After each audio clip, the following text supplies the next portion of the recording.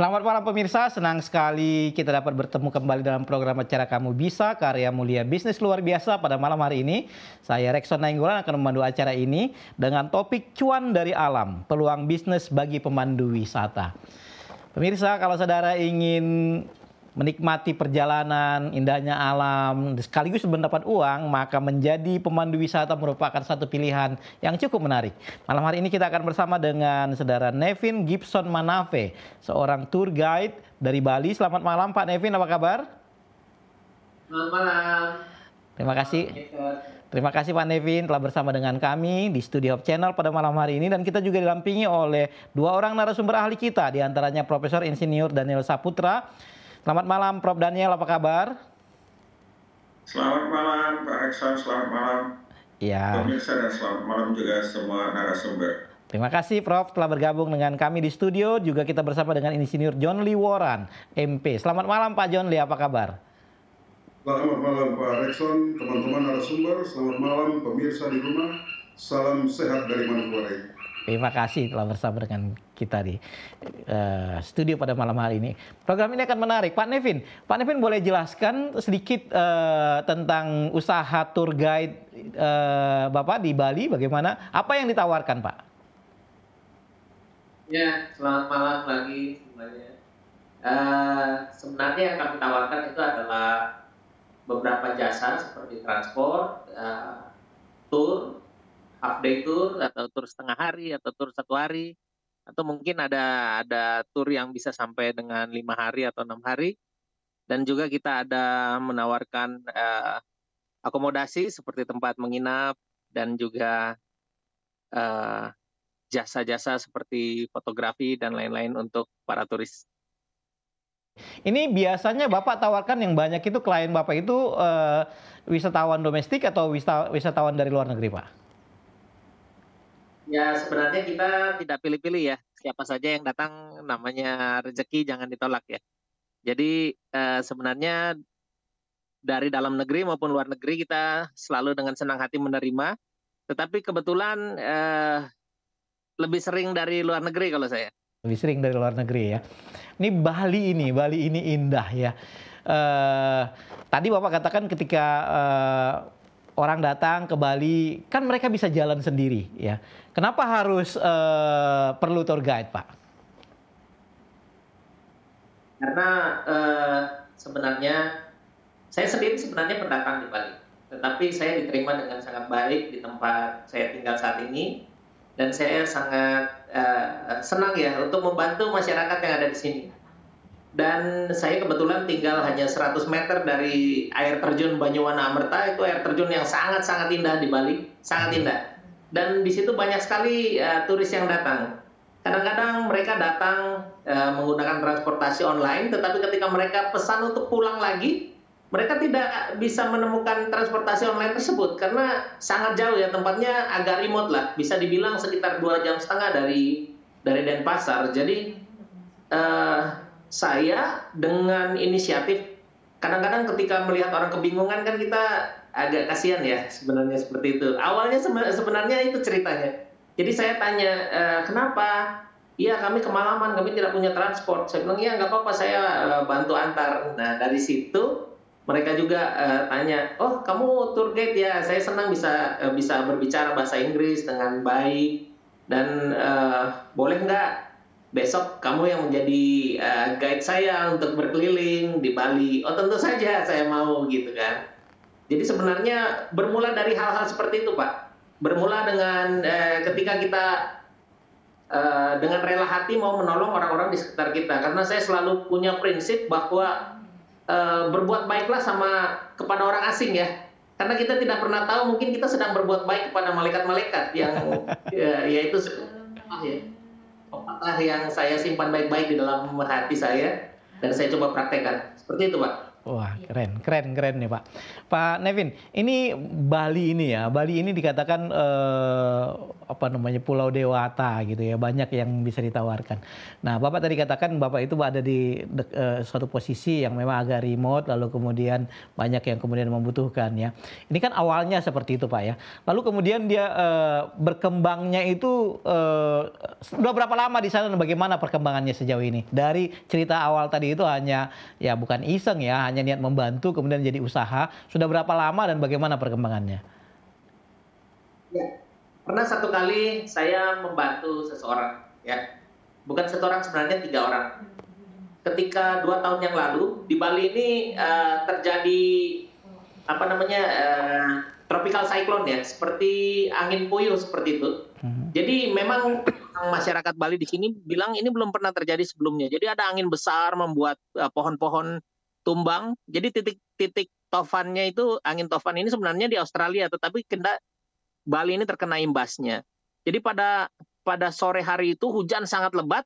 Ada 3 wisatawan yang datang ke tempat saya. Jadi mereka ternyata terlunta-lunta karena mau pesan hotel, tidak ada lagi hotel, sudah full book semua. Terus saya tawarkan, oh iya, silahkan masuk dulu, makan dulu. Terus saya tawarkan juga tempat untuk tinggal saat itu. Dan keesokan harinya saya coba mengantarkan mereka ke air terjun yang tadi saya bilang itu, karena hanya 100 meter dari tempat saya. Lalu mereka bilang seperti ini ada sebuah amplop dari kami, katanya gitu. Jangan dilihat isinya berapa, tetapi kami sedang ingin memberikan Anda motivasi untuk membuka bisnis tour dan travel. Karena orang seperti Anda lah yang sangat-sangat kami cari sebagai turis. Jadi turis ternyata senang ya untuk apabila kita melakukannya nggak melulu tentang uang. Jadi nggak selalu depannya yaudah berani bayar berapa gitu. Berani bayar saya berapa atau gimana, enggak. Tapi kita memberikan servis lebih dahulu. Memang kadang-kadang berlainan ya. Biasanya harus deal dulu baru kasih servis. Tetapi toh servis yang kita kasih juga kadang-kadang hal biasa ya, seperti mengajak mereka jalan-jalan, juga pakai jalan kaki dan lain sebagainya. Kenapa kita nggak mencoba berbuat baik? Itu sebenarnya prinsip saya. Tetapi ternyata ada orang-orang yang mengapresiasi niat baik tersebut. Sehingga itu bisa berbuah menjadi sebuah bisnis yang baik juga. Nah, Pak Nevin, ini sekarang ini Pak Nevin sendiri atau sudah ada timnya, Pak? Saat ini saya punya ada beberapa teman-teman di sini yang misalnya saya kebetulan double book, saya offer ya ke masyarakat di sekitar sini. Jadi mereka juga bisa berbahagia mendapatkan job. Oke, baik.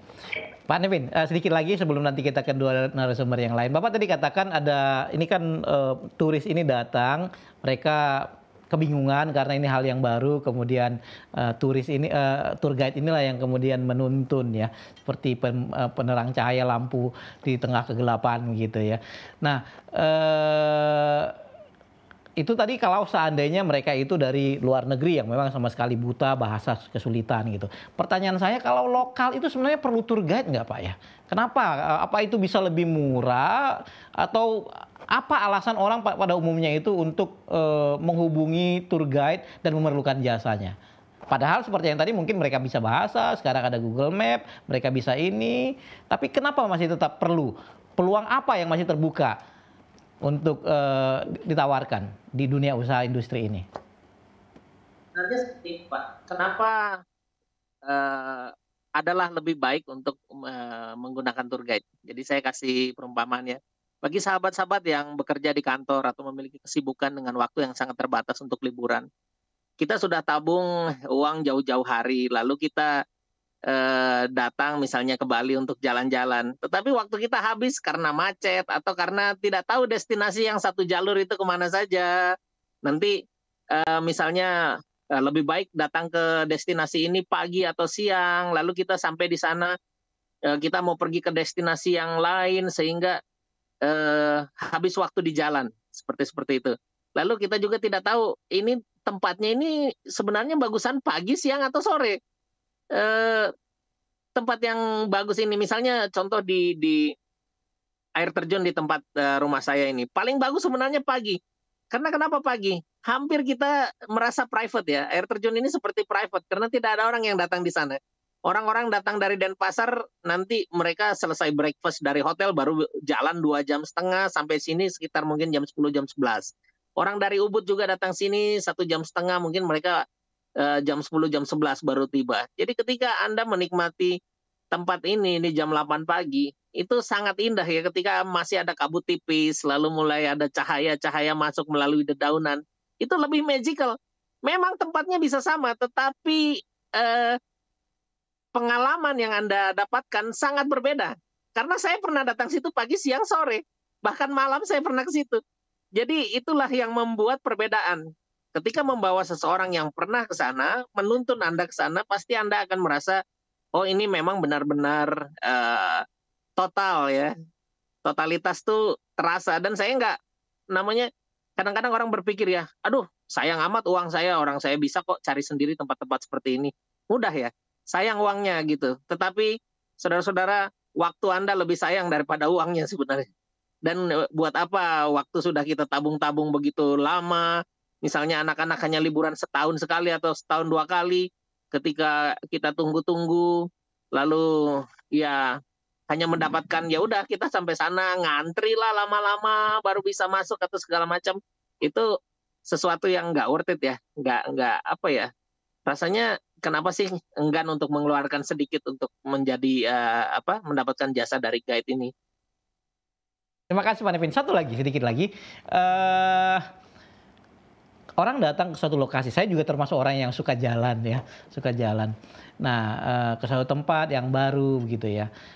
Mungkin kalau seandainya untuk melihat tempatnya kita bisa datang sendiri, tapi story behind spot itu barangkali, apakah itu memang juga yang mungkin tidak bisa, perlu orang yang lebih mengetahui ya, apakah itu juga menjadi salah satu alasan kenapa orang memerlukan tour guide?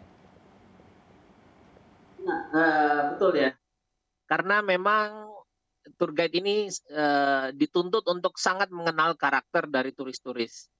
Contoh, ketika saya harus membawa sahabat-sahabat dari Indonesia, saya tahu ngapain saya bawa mereka ke rice field gitu loh, ke sawah. Karena di belakang rumah kita masing-masing ada sawah ya.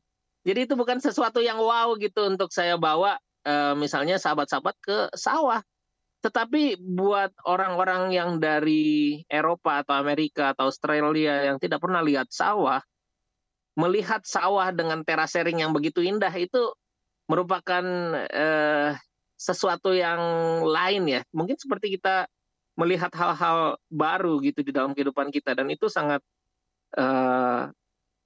bisa menolong. Pengetahuan seperti itu bisa sangat menolong memberikan pengalaman yang terbaik bagi turis sendiri. Baik, terima kasih Pak Nevin. Saya ingin berbincang ke Prof. Daniel ini. Prof, ini sejauh mana Bapak melihat Indonesia ini, industri pariwisata di Indonesia, Prof? Ini masih akan berkembangkah atau bagaimana? Dibanding mungkin dengan negara-negara lain barangkali, apakah industri ini cukup menjanjikan? Baik, terima kasih. Tadi saya terputus keluar ya. Ulangi lagi Pak. Ya. Terlempar keluar saya tadi. Oke. Saya ulangi Prof.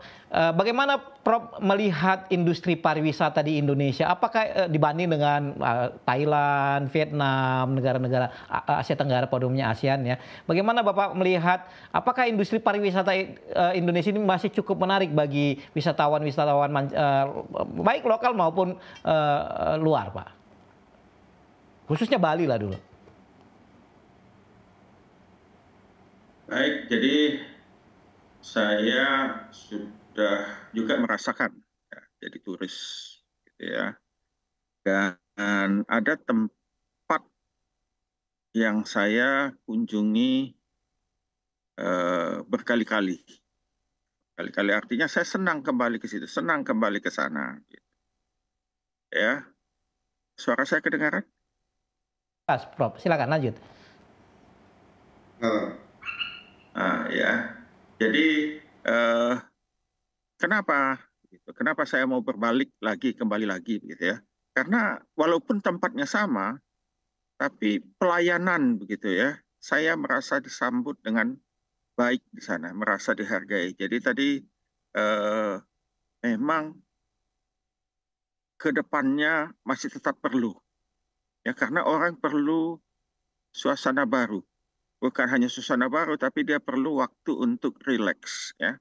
Rileks untuk ke tempat yang sama, begitu ya. Dan tadi sudah disampaikan, kalau saya punya banyak waktu, saya akan jalan sendiri, ya. Apalagi sekarang dengan menggunakan banyak panduan, ya, panduan internet, buku dan sebagainya. Tetapi kalau saya tadi sudah sampaikan, kalau saya punya kurang waktu, pasti saya akan menggunakan jasa pemandu wisata. Atau kalau saya tahu tempat itu agak ramai, ya pasti. Jadi saya sudah pernah masuk ke Gunung Putih menggunakan sendiri dengan menggunakan jasa pemandu wisata. Waktu yang saya perlukan untuk saya sendiri itu sudah hampir 1 hari. Ya, kenapa? Pertama saya cari parkir dulu. Ya, di Washington sana susah cari tempat parkir.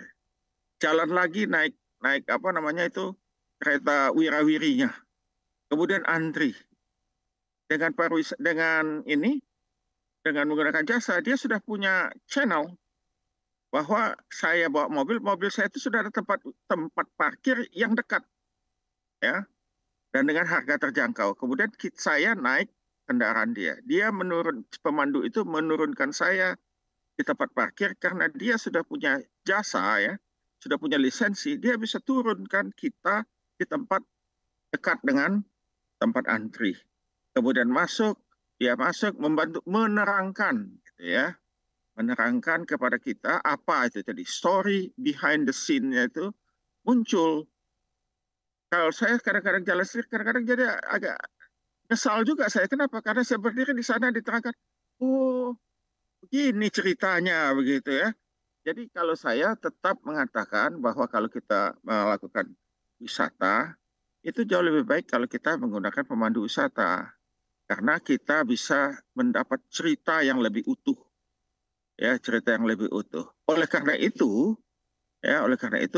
ke depan kita masih memerlukan banyak sekali, ya bukan hanya 1, 2, banyak sekali pemandu wisata. Khususnya pada berbagai tempat di Indonesia ini sebetulnya banyak tempat-tempat yang menarik, ya, yang hanya belum dikelola dengan baik. Ya, kalau itu dikelola dengan baik, diberi informasi dengan baik, dan pelayanan setempat itu lebih baik, maka kita ini Indonesia dibandingkan dengan Thailand kalah jauh wisatawannya. Padahal kalau saya lihat pemandangan kita, wisata kita, budaya kita jauh lebih hebat. Tapi kenapa orang lebih banyak ke Thailand atau bahkan ke Malaysia, begitu ya? Bukan yang wisata kesehatan, ya, wisata jalan-jalan saja.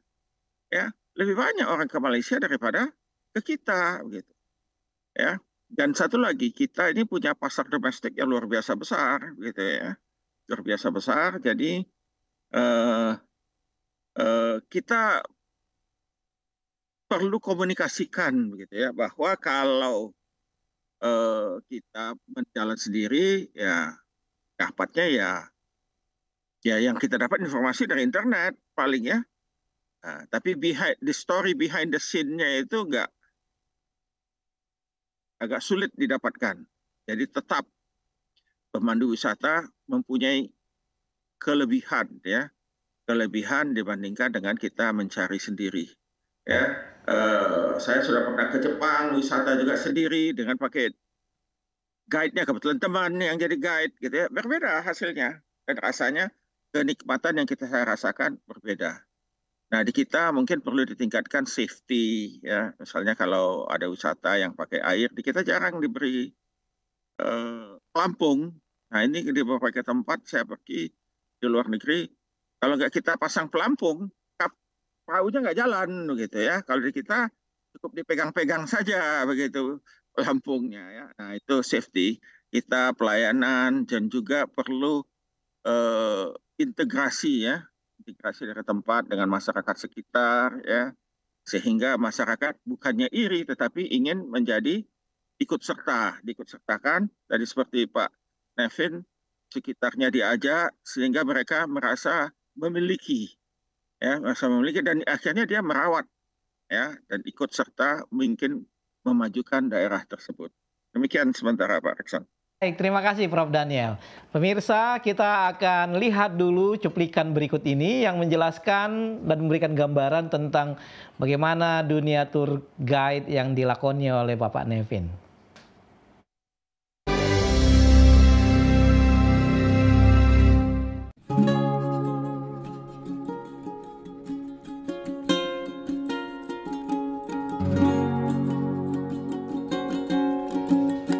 This is the best guy in Munduk, okay? I love him. Thank you.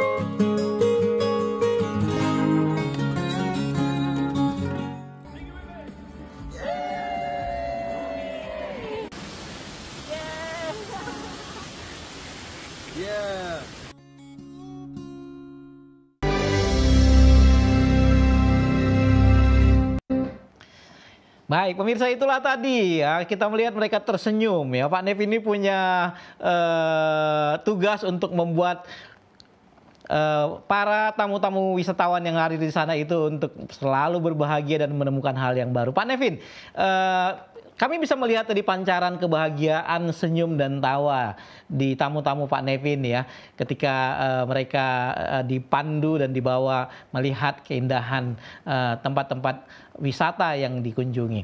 Pak Nevin, yang kita perlu lihat, Pak Nevin boleh jelaskan nggak supaya apa menariknya menjadi seorang tour guide ini ya?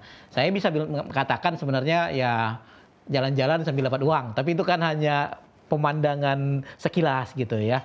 Nah, barangkali Pak Nevin supaya anak-anak muda kita ini bisa melihat bahwa oh ada loh dunia yang cukup menarik. Barangkali Pak Nevin boleh jelaskan lebih detail. Masih mute, Pak? Ya, oke. Sebenarnya hal yang paling menarik dari dunia pemandu wisata adalah mungkin turis itu yang sedang menambah wawasannya dengan mengunjungi tempat-tempat yang belum pernah dia datangi ya, seperti itu. Tapi sebenarnya kita juga sebagai pemandu wisata, kita juga mendapatkan hal yang sama. Kita menambah wawasan dari banyak sekali orang dengan latar belakang yang sangat-sangat berbeda.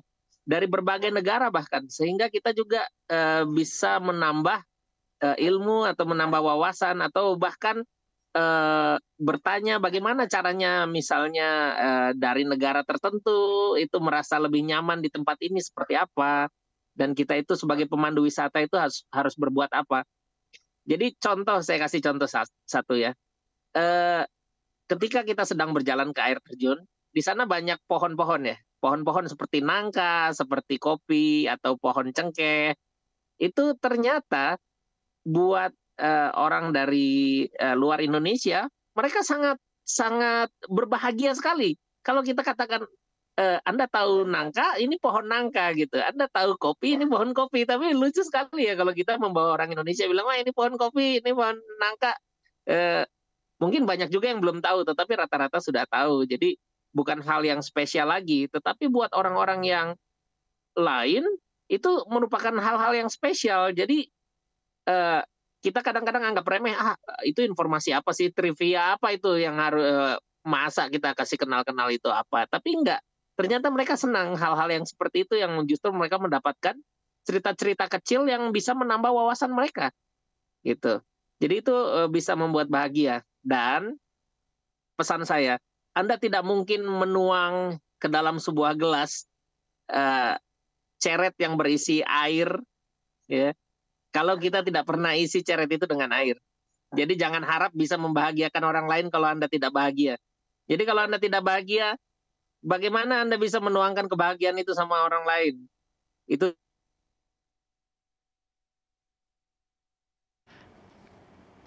Pak Nevin agak hilang suaranya. Pak Nevin, suaranya nggak kedengeran?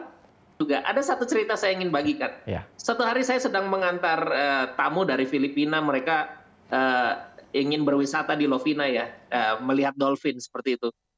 Kebetulan kita dicampur dengan ada 2 orang dari United Kingdom, dan saya ajak bicara tamu saya ini, saya ajak kasih tahu mereka begini dan begitu, lalu kasih tips dan trik, sebenarnya kayak gini dan begitu ya. Lalu orang United Kingdom ini bilang gini, kok senang sekali ya kalau mempunyai tour guide seperti kamu. Saya juga melihat bahwa tamu yang kamu bawa itu senang sekali, seperti sahabat sendiri. Boleh nggak besok kamu yang jadi tour guide kami ya? Tentu saja boleh ya. Jadi itu hal-hal demikian yang membuat kita bahagia. Kita tidur malam juga nyenyak, semakin gembira ya, karena kita berhasil membuat orang lain berbahagia. Seperti itu mungkin. Ini judulnya Cuan dari Alam, Peluang Bisnis bagi Pemandu Wisata. Kira-kira boleh kasih gambaran? Hitung-hitungan uangnya misalkan gitu. Tadi kan kebahagiaan ini tentu nggak selamanya dilihat dari uang ya. Tetapi saya belum bisa dengar dari studio. Oke. Suaranya. Bagaimana dengan judul kita ini adalah Cuan dari Alam. Kita berbahagia. Boleh dengar suara saya Pak Nevin? Bisa kedengaran Pak? Mungkin terputus. Saya ke Pak John Lee dulu. Sementara koneksi mungkin sinyal agak kurang ini. Pak John Lee, ini saya lihat nih, Pak John Lee lihat nggak bahwa Pak Nevin ini ada melihat suatu segmen yang menarik ya, menarik. Tadi mereka kebetulan di Bali. Nah, tapi kan nggak semua orang di Bali, Pak John Lee. Saya tahu Bapak di Papua, gitu ya. Apakah selain Bali kita bisa menjadi tour guide, Pak? Terbuka nggak peluang untuk masuk di industri ini di luar Bali? Bagaimana Pak John Lee melihat? Sebut saja di Papua, di daerah Bapak. Terputus. Halo Pak John Lee, bisa kedengaran suara saya?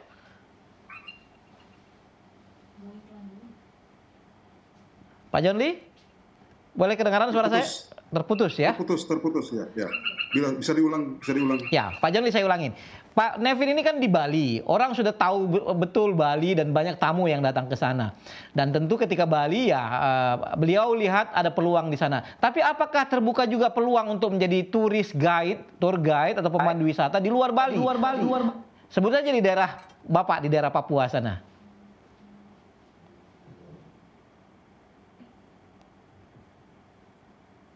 Pulau-pulau besar dan pulau-pulau kecil, dan setiap tempat itu ada destinasi wisata. Meskipun belum seramai dan sehebat seperti yang di Bali, tapi di Papua itu sangat banyak. Jangankan di Raja Ampat yang sudah dikenal sampai ke mancanegara, tapi juga di Kaimana ada yang namanya tempat untuk wisata yang belum tergarap dengan baik. Di Teluk Pondama, di Bintuni, dan bahkan di Papua Tengah sampai ke Papua. Banyak destinasi wisata yang sangat potensial. Tapi perlu digarap dan dipromosikan sehingga satu ketika akan menjadi seperti Bali. Kenapa demikian? Maka yang perlu dilakukan mempersiapkan tour guide yang banyak. Kemudian tour guide yang sama seperti Pak Nevin yang tidak hanya sekedar menampilkan kepiawaiannya, tapi juga karena hobi. Kemudian selain itu mampu untuk meyakinkan para pelanggan untuk datang. Kenapa? Karena memang ada kelebihan yang barangkali dimiliki oleh orang lain, tetapi bisa direplikasi oleh orang lain. Misalnya mampu berbahasa Inggris, kemudian bahasa tubuh, gestur yang sangat riang, ya, dan konsumen menjadi sangat tertarik. Kemudian punya kemampuan atau skill yang sangat luar biasa. Dan ini yang dicari oleh banyak orang. Dan tidak harus menunggu lokasi itu menjadi baik, tetapi promosi yang dilakukan oleh personal yang menjadi sebagai tour guide yang sangat diperlukan. Sehingga dengan demikian maka dalam waktu yang tidak terlalu lama, daerah-daerah lain juga pasti akan bisa mengikuti seperti yang sudah ada di Bali saat ini. Demikian sementara. John Lee, saya ingin masih ke Pak John Lee. Kita melihat banyak juga spot-spot wisata yang cukup baik yang di daerah Papua sana ya, khususnya Raja Ampat dan lain-lain ya. Dan semua tempat itu kan berbeda dan unik ya. Masing-masing punya keindahan masing-masing dan masing-masing punya tantangan masing-masing juga ya. Nah, saya ingin berbicara tentang potensi usaha pemandu wisata ini kembali di daerah Bapak ini ya. Nah, apakah yang bisa dilakukan oleh pemerintah setempat? Khususnya tadi Bapak mengatakan bahwa perlu pemandu wisata. Apakah di daerah Bapak itu sudah cukup banyak pemandu wisata? Sudah cukupkah atau masih perlu? Sehingga perlu dilakukan sesuatu untuk mendidik para anak-anak muda kita untuk melihat potensi ini dan dikembangkan, Pak. Ya, kalau kita mau jujur, memang pelaku jasa di bidang pemandu wisata, khususnya di daerah Papua masih sangat kurang. Oleh karena itu memang pengembangan SDM, terutama SDM lokal itu menjadi sangat penting. Kenapa? Karena kita butuh SDM lokal yang dekat dengan masyarakat, yang memahami budaya masyarakat, dan juga menguasai alam milik mereka. Sehingga dengan demikian akan memudahkan kepada calon-calon wisatawan untuk datang karena memang mereka dilayani dengan baik oleh orang-orang lokal yang mempunyai kemampuan-kemampuan yang tidak berbeda dengan Pak Nevins. Itu yang pertama. Lalu yang kedua, memang Pemda harus bekerja keras ya untuk bisa mempromosikan daerah-daerah mereka masing-masing. Misalnya setiap bupati harus punya target-target, misalnya dalam tempo 2-3 tahun ke depan harus bisa dicetak 1 atau 2 destinasi yang seperti yang ada di Raja Ampat. Dan itu ada di setiap kabupaten punya. Hanya saja memang promosinya belum terlalu gencar. Lalu politik will dari pemerintah daerahnya memang harus ditingkatkan. Dan yang terakhir adalah harus mencetak sekian banyak pemandu wisata. Sehingga bukan hanya melayani saja di lokasi masing-masing, tetapi juga harus menjadi tenaga promosi. Sehingga dengan demikian mereka bisa membuka lapangan pekerjaan bagi diri mereka sendiri, tapi juga bagi masyarakat luas akan memberi manfaat yang sangat besar.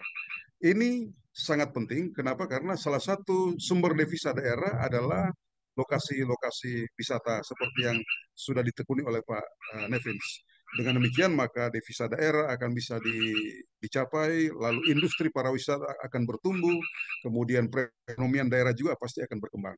Harus seperti itu Pak Rekson. Dalam diskusi dengan Pak Nevin, salah satu yang mungkin paling dibutuhkan oleh turis yang datang berkunjung itu adalah transportasi dan fasilitas lain, Pak ya. Papua kelihatannya transportasi publik itu masih kurang ya, khususnya ke daerah-daerah pariwisata gitu. Sehingga saya melihat bahwa peluang ini akan sangat terbuka, membutuhkan tour guide yang mempersiapkan kunjungan itu apakah sebelum arrival atau sesudah arrival, bahkan kemudian mengantar orang ini. Bapak bagaimana Bapak melihat ini? Khususnya di Papua. Ya memang di Papua infrastrukturnya yang harus disediakan dengan baik. Katakanlah transportasi, pembukaan jalan-jalan daratnya harus baik, kemudian transportasi daratnya harus baik. Kalau untuk Raja Ampat kan kebanyakan transportasi laut, ya. Jadi mereka turun langsung ke Sorong dengan pesawat, kemudian dari Sorong mereka langsung ke Raja Ampat menggunakan kapal cepat, lalu tiba di kota di Raja Ampat, mereka langsung bisa ke lokasi-lokasi wisata dengan transportasi laut yang sudah tersedia. Perahu-perahu Johnson ya, kemudian ada perahu-perahu yang bermuatan sampai 20 ya, 25 penumpang dan mereka bisa jalan sekaligus berkelompok. Dan itu yang khusus untuk di Raja Ampat.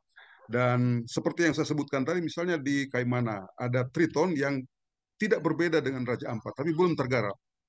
Demikian pula di Kabupaten Teluk Bondama, ya, itu juga punya lokasi wisata yang persis seperti Raja Ampat, tapi belum tergarap dengan baik. Lalu kalau di pegunungan ada lokasi-lokasi yang sama seperti di saudara kita di Tanah Toraja, jadi menikmati alam negeri, menikmati negeri di atas awan, ya. Jadi itu di kita itu punya, tapi belum tergarap dengan baik. Jadi Pak Rekson saya kira sangat banyak. Oleh karena itu memang pada kesempatan ini saya pikir sangat bagus, terutama para permisa yang sudah mengikuti acara ini. Pasti ini akan memberi sebuah inspirasi bagi banyak orang, baik Pemda, kemudian calon-calon pemandu wisata, dan juga para pelaku-pelaku usaha di bidang pariwisata akan bisa terinspirasi dengan program yang sedang kita diskusikan pada malam hari ini melalui pengalaman-pengalaman yang sangat luar biasa yang telah dialami oleh Pak Nevins.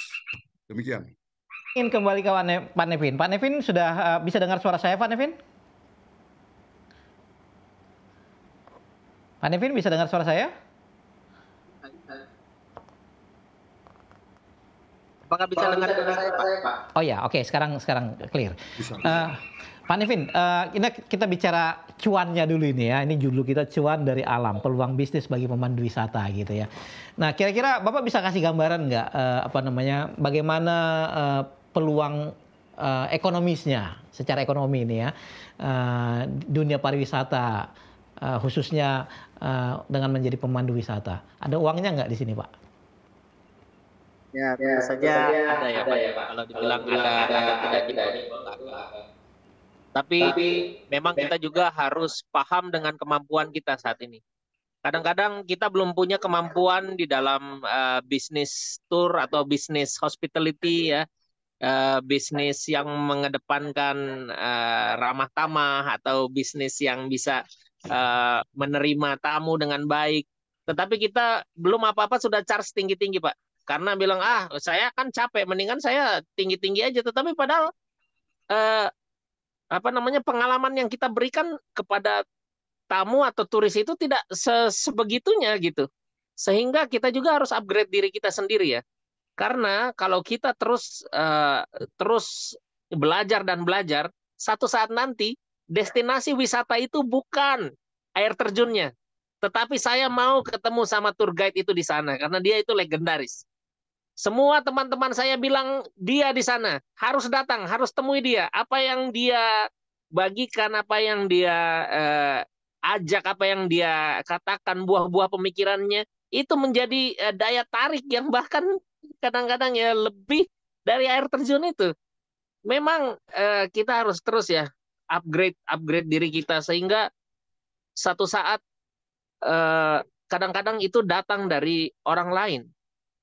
Oh, saya temannya si A yang dulu pernah sama kamu. Saya dengar dari dia, kamu itu sangat-sangat direkomendasikan sama dia. Sehingga saya ketika datang ke sini, saya tidak bisa enggak. Saya harus datang ketemu dengan Anda.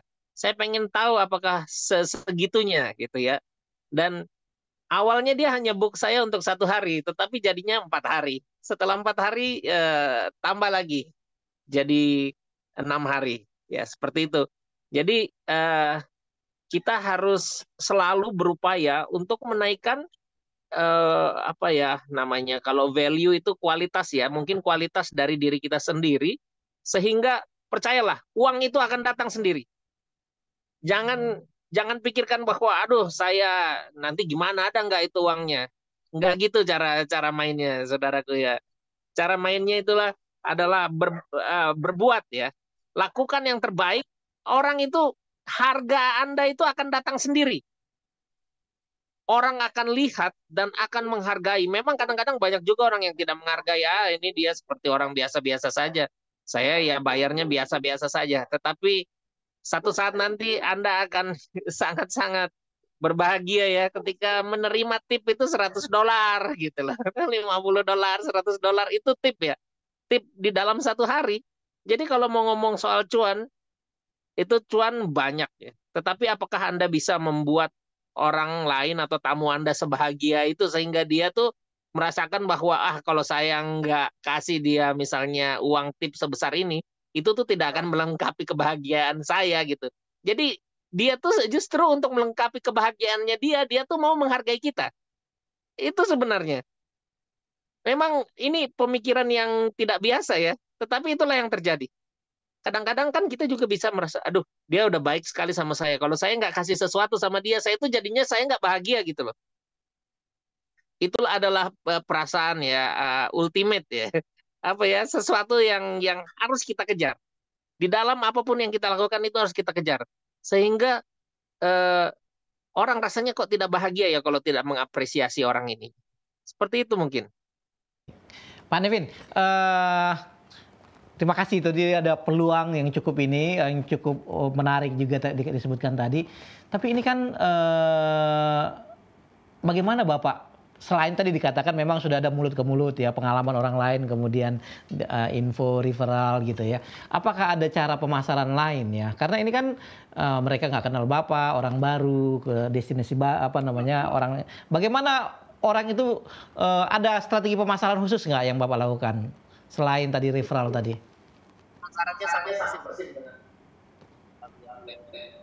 Pemasarannya ya lah. Kalau belum tahu caranya, ya bikin gratis aja dulu. Pak, sini saya antar Bapak, mau nggak? Saya ini lagi belajar. Akui aja, saya sedang belajar melakukan menjadi guide. Saya juga masih belajar bahasa, mungkin saya masih terbata-bata berbahasa Inggris. Tetapi mau nggak Anda mengizinkan saya untuk menjadi pemandu wisata Anda? Tidak usah bayar, ya. Nanti izinkanlah saya untuk bisa belajar. Jadi nanti selama perjalanan cobalah bertanya, belajar.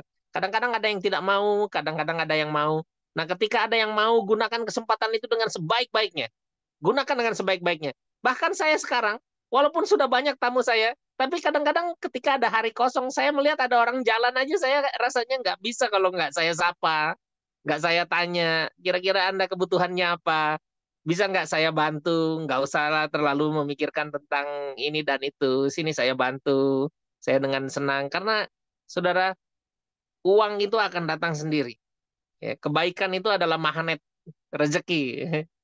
Ya, itu yang harus kita kuasai. Seperti itu.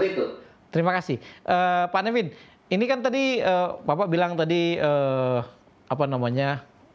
sebenarnya mudah gitu ya, dengan mau memberikan servis aja maka akan muncul sendiri gitu ya, kemudian akan berkembang dengan sendirinya gitu. Nah tapi kira-kira kalau dari diskusi ini, kualifikasi apa yang diperlukan oleh seorang turis guide, tour guide gitu ya, orang-orang yang bagaimana yang cocok untuk menjadi tour guide ini Pak? Kalau orang-orang yang bagaimana, biasanya itu lebih mudah untuk orang yang ekstrovert. Orang yang punya pembawaan, mudah bergaul dan lain sebagainya itu mungkin lebih mudah. Tetapi tidak juga menutup kemungkinan bagi orang-orang yang introvert atau lebih tertutup ya. Kalau bahasa Indonesia introvert itu mungkin orang-orang yang sering lebih nyaman sendiri ya. Lebih nyaman untuk tidak terlalu banyak bersosial. Tetapi Anda ketika ingin juga terjun ke dalam bisnis ini, Anda bisa. Kamu bisa, seperti program ini bilangnya. Rahasianya sebenarnya bukan rahasia. Kita dengan niat yang tulus. Jadi sincerity atau ketulusan itu, apabila kita tulus, orang bahkan di seberang layar ini bisa merasakan bahwa saya itu tulus, misalnya seperti itu. Itu target ya. Tetapi dengan ketulusan yang tidak dibuat-buat, orang itu bisa merasakan.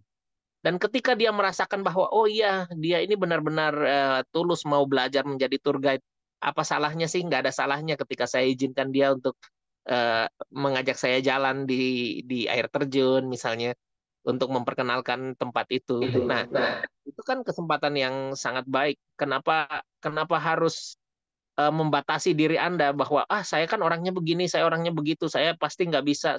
Enggak. Program ini tentang kamu bisa ya, bukan kamu nggak bisa. Seperti itu mungkin. Saya ingin ke Prof. Daniel. Pak Prof, tadi kita telah berbincang bahwa industri pariwisata ini sebenarnya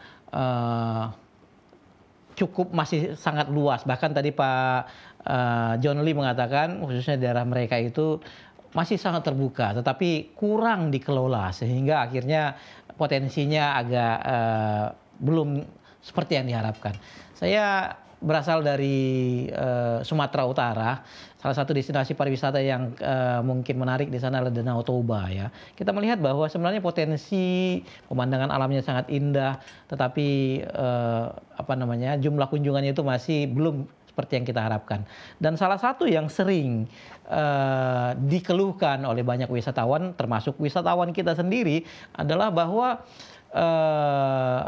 masyarakat sekitar itu bukannya menjadi tour guide yang memberikan kebahagiaan seperti yang dikatakan Pak Nevin tadi, tetapi budaya kita itu langsung ingin mendapat keuntungan sebanyak-banyaknya, sehingga akhirnya terjadi ketidakpuasan oleh para wisatawan kita itu oleh karena budaya yang memang sepertinya masih belum teredukasi dengan baik. Bagaimana Bapak melihat? Mungkin hal ini tadi katakan, kalau tadi tour guide memang itu mereka sudah pekerjaannya ya. Tetapi apakah pedagang yang langsung kadang-kadang mau langsung markup tinggi, kalau di tour asing marganya langsung beda gitu ya. Sehingga mereka sering merasa tertipu oleh karena dalam kunjungan-kunjungan mereka, dan akhirnya ada tidak mau lagi datang, repeat kunjungannya nggak terjadi. Bagaimana Bapak melihat hal ini? Baik, terima kasih. Kebetulan ini pengalaman pribadi. Tahun 99 saya ikut Kanpore Pathfinder di Sibolangit gitu ya. Terus kita main ke Danau Toba. Terus saya tawar buah, ada penjual buah, saya tawar. Dia katakan kepada saya, kalau nggak punya uang nggak usah tanya-tanya, katanya. Tahun 1999. Pada waktu itu memang wisata Danau Toba sedang jatuh luar biasa. Tapi pada tahun 2017 atau 18 begitu ya. Kebetulan yang 2017-18 ini pakai guide. Dibawa ke tempat namanya Sialagan. Ya, ada raja di Pulau Samosir di sana. Saya kaget, shock luar biasa. Culture shock ya. Jadi ada tempat itu kan, tempat souvenir. Jadi saya sudah takut melewati tempat souvenir. Karena pengalaman saya tahun 1999. Tetapi ini saya kagetnya kenapa? Waktu lewat, itu yang menjual luar biasa ramah dan senyumnya lebar sekali. Bahkan mereka katakan, masuk saja Pak. Tidak beli, tidak apa-apa. Tawar pun nggak apa-apa. Bapak tawar serendah mungkin juga nggak apa-apa. Ya, jadi perubahan 180 derajat luar biasa. Saya katakan, wah ini Opung Luhut sudah mencuci otak orang Samosir menjadi seperti orang Jawa begitu ya. Dan memang itu perlu ya, keamanan, kerasa nyaman dari turis ya. Saya nggak tahu apa tour guide saya itu sudah mendoktrinasi yang lokasi akan kami lewati, saya nggak tahu. Tapi itu mungkin salah satu tugas tadi ya dari tour guide, mencari tempat membawa turis melewati tempat-tempat yang dirasa aman, nyaman, dan enak oleh turis. Sehingga sekarang saya kalau ke Danau Toba, ke Sialagan lagi nggak apa-apa. Saya bahkan mempromosikan orang untuk datang ke sana. Ya.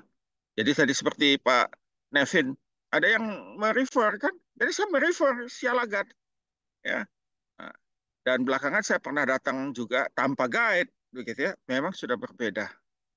Ya. Jadi memang pemerintah untuk Danau Toba sudah merubah budaya ya, walaupun masih ada beberapa yang perlu di-upgrade begitu ya, penduduk sekitar dan juga para tour guide yang tadi jangan hanya mau lihat untungnya dulu, tapi melihat customernya puas dulu. Customernya puas, dia akan datang. Ya, seperti saya tadi ke Sialagan, saya akan datang lagi, nggak takut lagi saya. Kalau dulu, kalau ada perjalanan, sering saya ada perjalanan dinas dulu ya, ke Toba, ke Sumatera Utara. Karena waktu itu ada kebetulan saya jadi untuk disuruh lah ya, karena saya ada darah Batak, disuruh berangkat begitu. Sering saya ke sana, tapi takut ya, takut singgah, takut ke daerah wisata. Tapi setelah itu saya nggak takut lagi. Kemana saja saya berani. Dan memang berubah. Bukan hanya di Sialagan, tapi di berbagai tempat. Walaupun masih perlu untuk ditingkatkan. Dan itu memang saya melihatnya pada waktu saya menggunakan tour guide, saya merasa lebih nyaman dan lebih menikmati lokasi-lokasi yang saya kunjungi. Ya, saya bisa mengerti orang bicara di sana, saya mengerti. Tapi dengan menggunakan tour guide, jadi lebih bisa menikmati.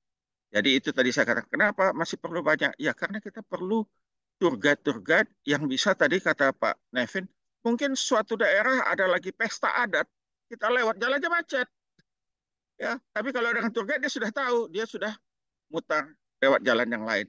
Ya, saya pernah waktu itu saya kan tanya tour guide, kenapa kita nggak lewat sana?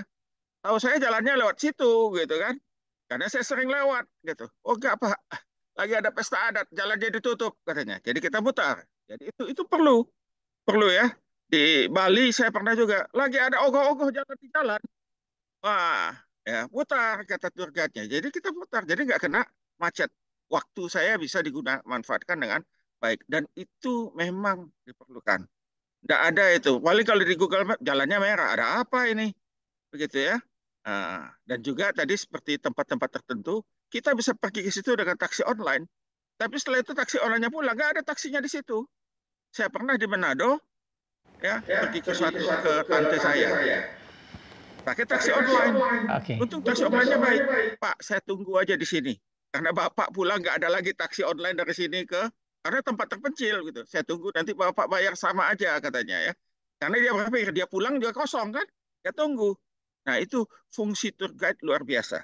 Dia mengenal wilayah, dia mengenal tempat dan mengenal budaya yang bisa dia diramu sedemikian rupa membuat turisnya nyaman, membuat turisnya bahagia, membuat turisnya ingin datang kembali.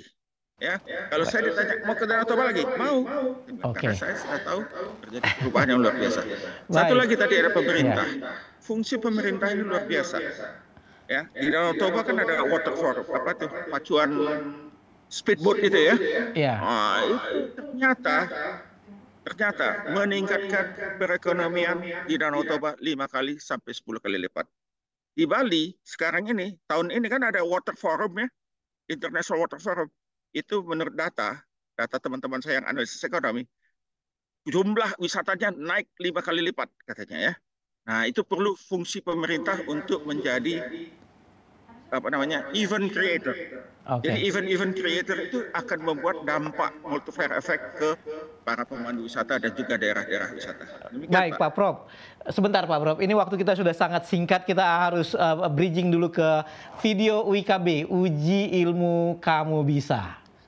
Kita akan dapat suguhan kuis berikut ini untuk menyegarkan pemahaman kita kembali. Silakan.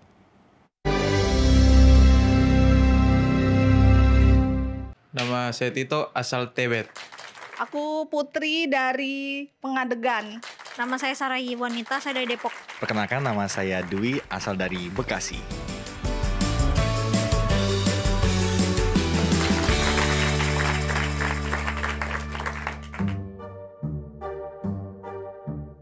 PO Bus, reseller tiket. Ada pramugari, pilot, terus traveler, fotografer juga bisa, videografer juga, mungkin apalagi ya, influencer juga bisa mereka jalan-jalan. Pramugari. Tour guide,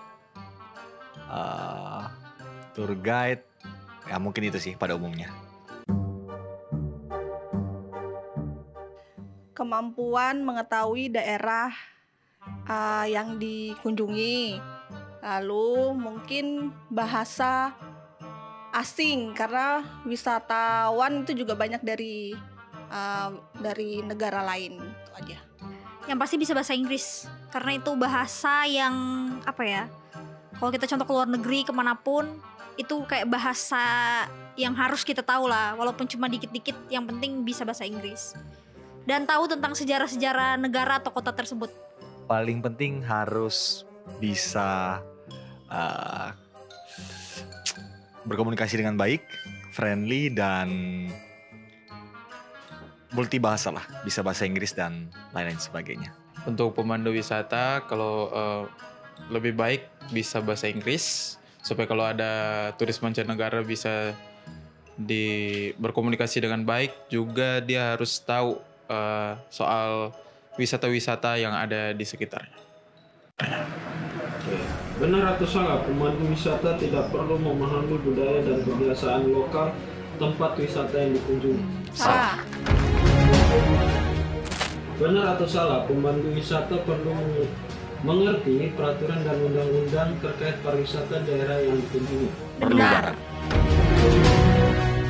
Benar atau salah, pemandu wisata sama dengan agen perjalanan? Benar salah, kayaknya. bisa.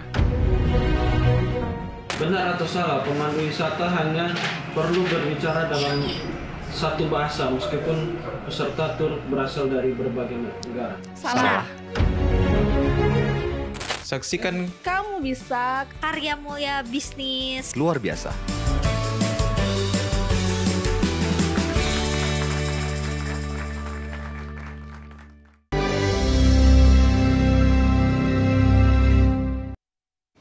Baik, terima kasih pemirsa, kita kembali ke studio. Saya ingin ke Pak Nevin. Pak Nevin, selain tadi tour guide ya, apakah Bapak ada kerjasama dengan agent ya yang memberikan tamu refer ke Bapak atau dan kemudian apakah Bapak juga kerjasama dengan pihak lain sebagai tambahan servis yang Bapak lakukan dan bagaimana ini dapat menambah pendapatan Bapak?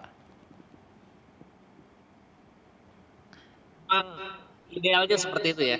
Kalau ingin mengembangkan bisnis yang lebih dahsyat lagi, lebih application-nya itu lebih banyak lagi, tentu saja harus melakukan kerjasama-kerjasama dengan berbagai pihak. Kalau saya dengan masyarakat sekitar atau dengan tempat-tempat penginapan juga kita siapkan bahwa kita memberi mereka tahu bahwa misalnya ada tamu yang membutuhkan, silahkan nanti hubungi kami. Dan yang paling penting juga jangan lupa berbagi. Saudara-saudara, kadang-kadang kita memang kita dapat tamu dari hotel itu, tetapi kita tidak sisakan sedikit untuk hotel itu mungkin bukan kebiasaan yang baik ya. Mereka sudah kasih rezeki, minimal marketing fee-nya kita juga harus kasih walaupun sedikit.